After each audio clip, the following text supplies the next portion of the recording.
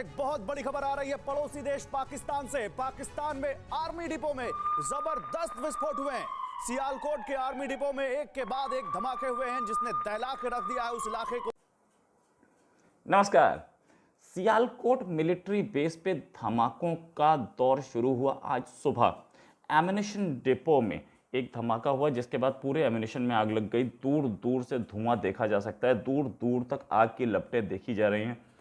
शहर ये cantonment area है और कैंटोनमेंट एरिया के इस एम्यूनिशन डिपो में जो धमाका हुआ है, अभी तक ये नहीं पता कि ये कोई आतंकी हरकत है या अब पता चला है अवाम को कि असल उनके अंदर से बैठे हुए लोग भी हैं जो भारत की जुबान बोलते हैं। मोदी की अमेरिका और यूरोपीय ताकतों ने की हैं। और मैं आपको बता चुका हूं कि अमेरिका के जो एजेंट्स हैं वो पाकिस्तान के अंदर किस तरह से पैसा बहाने के लिए सरगर्म हैं और पाकिस्तान को डिस्टेबलाइज करने की साजिशें कर रहे हैं। तो इसलिए नाज़िकाम गाफिल कौम को जागना चाहिए, बेदार होना चाहिए। जय हिंद, स्वागत है आप सबका दी तथ्य न्यूज में। साथियों, पाकिस्तान पे ऐसा लगने लगा है जैसे कोई नजर लग गई हो।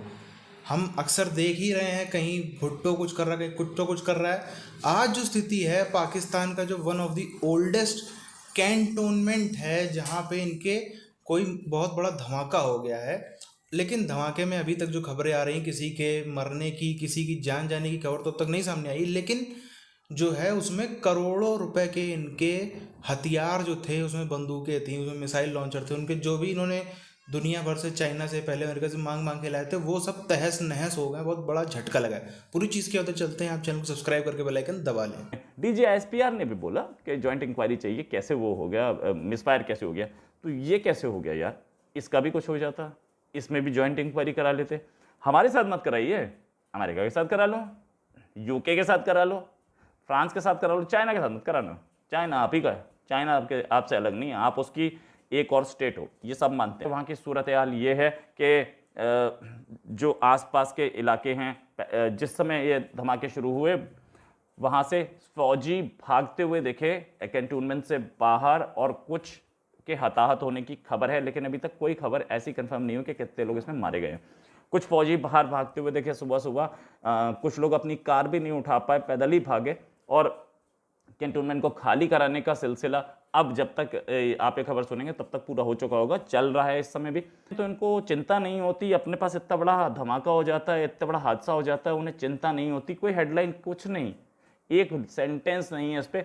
इंडिया में ये खबर छाई हुई है, इंडिया के न्यूज़ चैनल्स चला रहे हैं इसे, और दूसरे न्यूज़ चैनल चला रहे हैं, इंटरनेशनल वेबसाइट्स पे ये खबर आ रही है। इसका वीडियो भी ट्वीट किया डेली मिलाप। ये जो धमाका है, कोई भी आर्मी अपने स्टोरेज एरिया को बहुत सेफ रखती है। कितने आपको वर्ल्ड के मिलिट्री स्टोरेज एरियाज में ऐसे धमाके मिलते हैं? मिसफायर होता है कई बार। हमारे मिसफायर पे तो बहुत चीखे थे कि जॉइंट इंक्वायरी चाहिए, और UN तक पहुंच गए थे। इस बार मैं चाहता हूं कि पाकिस्तानी आर्मी जाए UN। अमेरिका की आखिरी कब लगी थी, UK की, जर्मनी की, फ्रांस की आखिरी कब लगी थी, ये भी बात सोचने वाली है और ये क्वेश्चन पूछने वाला है। आपने तो सबसे पहले 7 क्वेश्चन दे दिए थे, अब क्या इंडिया भी 7 क्वेश्चन आपको दे दे? इस पे बोल दीजिए, मैं भी देखना चाहता हूं कितने 7 क्वेश्चन आप मांगते हैं।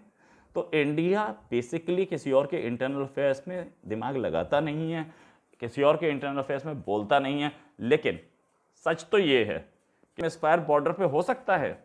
क्या ऐसी कोई चीज़ हमारे पास आके गिर सकती है? हमारे तो जो मिसाइल था उसमें तो कोई वो था नहीं, उसमें कोई बारूद नहीं था, उसमें कोई बॉम्ब नहीं रखा था, राइट? लेकिन वो अनाम था। लेकिन यहाँ तो बॉम्ब फट रहे हैं ना, यहाँ तो बॉम्ब फट रहे हैं, यहाँ तो वो एमिनेशन फट रहा है जिसका जो कि यूज होना था इंडिया पे, लेकिन पाकिस्तान के अपने अंदर यूज हो गया। सियालकोट छावनी के करीब असलहा डिपो में शॉर्ट सर्किट के बायस हादसाती तौर पर आग लगी। ISPR के मुताबिक मौसर और बरवक्त इकदामात से आग को फैलने से रोका। अवाम को सोचना चाहिए कि हमारे खिलाफ कितनी घनौनी साजिशें हो रही हैं। भारत पूरा जोर लगा रहा है कि पाकिस्तान के अंदर OIC इजलास ना हो।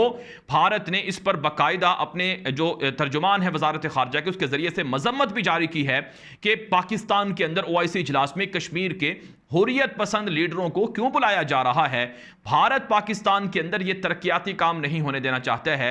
लेकिन अब पता चला है अवाम को कि असल उनके अंदर से बैठे हुए लोग भी हैं जो भारत की जुबान बोलते हैं, मोदी के, लेकिन ये गद्दार जो लोग हैं, ये हुकूमत में जो मौजूद हैं, ये वहां के लोगों को जाहिल रखकर गैर मुल्की एजेंटों के साथ सौदा कर कर ये इकॉनमी के जो असल जराए हैं, सोर्स हैं, इनको इस्तेमाल नहीं करने देना चाहते हैं।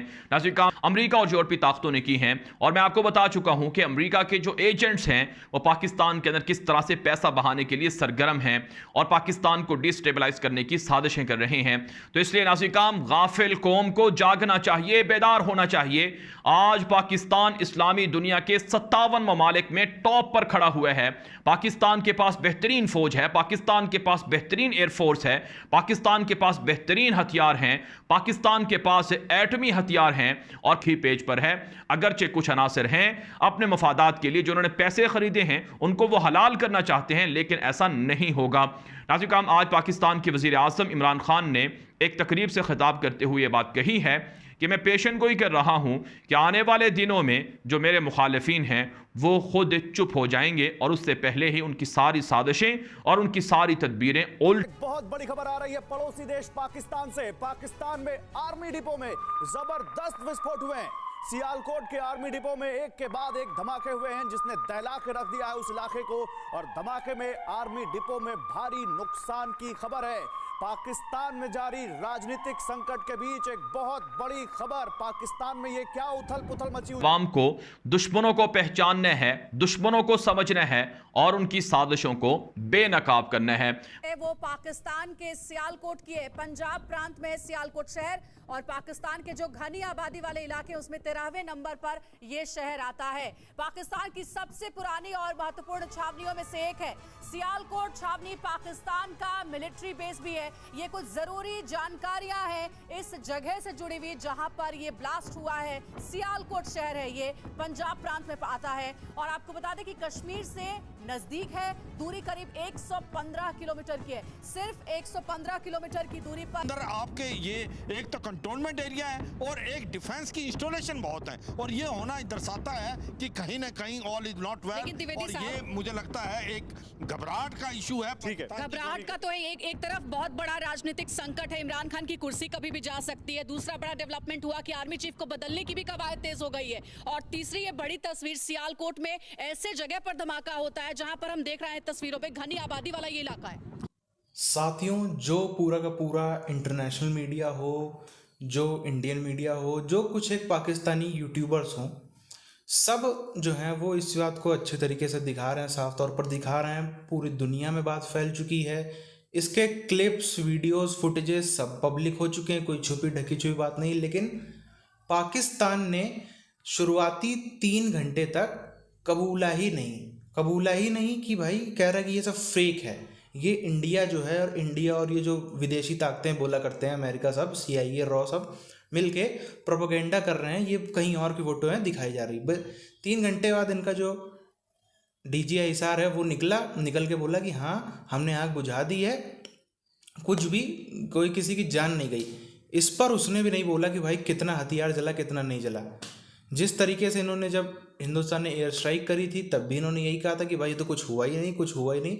जब इनको बहुत ही करारा वाला एकदम, मतलब जिसमें कहते हैं कि ऐसी तैसी हो जाती वाला इनको झटका लगता है, तो ये पहले तो पलट जाते हैं। लेकिन अब पूरी दुनिया में बात आ गई थी, अब तो कबूलना मजबूरी थी, इसलिए बाद में इन्होंने कबूला और ये कहा कि जानने की, हो सकता है जान ना भी गई हो, लेकिन वन ऑफ द ओल्डेस्ट और वन ऑफ द लार्जेस्ट अड्डा था ये हथियारों का, जहाँ पे पाकिस्तानी फौज के हथियार रखे रहते थे। अब ये बात पूरी दुनिया जान गई। जैसे ये धुआं करके जला है, यहाँ पे वीडियो में आपको नहीं दिखा सकते, लेकिन जिस तरीके से धुआं करके जला है, इनके भीख मांगे हुए इधर उधर के बहुत ही, और ऐसा नहीं कि अच्छे खासे इनका जो है हथियार, इनका करोड़ों में, 10 करोड़ में इनका जो हथियार है वो जला है, और जल के वो तहस नहस हो गया है। इनका बाजू एंड कंपनी सब रो रहे होंगे, गरीबी में आटा गीला, वैसे ही पैसा नहीं था, और जो था वो रिया देवी जो है वो चला गया। अच्छा, अब यहाँ पर अगर हम देखें तो एक इतिहास में याद आता है, कहीं से उसका कोई लेन देना नहीं, बस एक किस्सा कहानी है। एक बहुत बड़ा मंगोल राजा था, चंगेज खां, और खां से इसका मतलब ये नहीं है कि वो मंगोल था, उसका इस्लाम से कोई लेन देन नहीं था, लेकिन उसकी ये पॉलिसी थी कि दुश्मन पे हमला करने से पहले जो उसका जहाँ पे उसके हथियार रखे होते हैं पहले उस जगह को जला दो, तो लड़ेगा कैसे वो? सामने वाले की जो आधी ताकत है वैसे ही घट जाएगी। अब क्या है क्या नहीं वो तो मामला अलग है, वो तो जो भी वो करेंगे खुद ही करेंगे, यही खुद टूट पड़ेगी, उसमें किसी को कहने की ज़रूरत नहीं है। ये खुद आज शाम को आएंगे, इनके जितने एंकर हैं फिजा एंड सब बिना प्रूफ के बोलेंगे ये रॉ ने करवा दिया, ये CIA मोसाद, जो 2 4 5 6 नाम ये रट लेते हैं, बड़े बड़े कुछ नाम लग रहे हैं, वही ये यहाँ आके चिपका देते हैं। लेकिन इधर हमको समझना पड़ेगा जिस तरीके से इनके यहाँ पूरे देश में पॉलिटिकल इंस्टेबिलिटी चल रही, इनके खुद के लोग कह रहे हैं।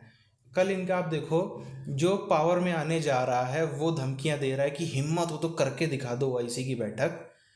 तो इसमें सबसे ज़्यादा बेनिफिट किसको होगा? अगर, क्योंकि ये जो उसने स्टेटमेंट आया उसके बाद ही जो है वो ISI के तरफ से भी स्टेटमेंट आ गया और पाक फौज की तरफ से स्टेटमेंट आ गया कि नहीं, हम तो जो है वो उस मामले में कुछ नहीं करेंगे, हम तो पूरी फोर्स जो है वो इस्लामाबाद को घेर के रखेगी। जब ये OIC की मीटिंग होगी, फोर्स लड़ेगी तो हथियारों से ही ना।